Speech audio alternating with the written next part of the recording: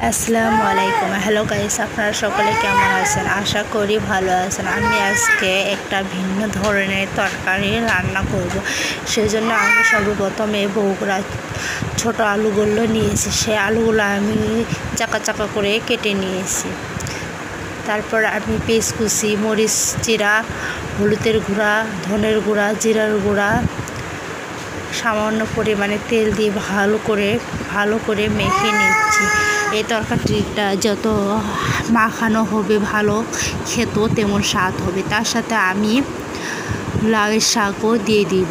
লাউয়ের শাকের সামনের অংশগুলো যেগুলো নরম পাতাগুলো কচি, সেই পাতাগুলো দিয়ে এই তরকারিটা রান্না করলে খেতেও অনেক মজা লাগে।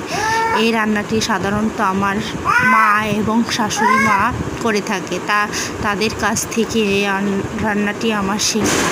আর এই তরকারিটা আমার জামাই খেতেও অনেক পছন্দ করে, তার জন্য বরং আমি এই রান্নাটি করতেছি।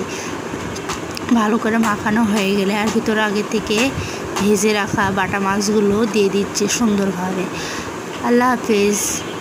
আর আমার চ্যানেলটিকে আপনারা দয়া করে সাবস্ক্রাইব করে দেবেন। আপনাদের কাছে অনুরোধ করে বলছি, আমার চ্যানেলটিকে সাবস্ক্রাইব করবেন। আল্লাহ হাফেজ।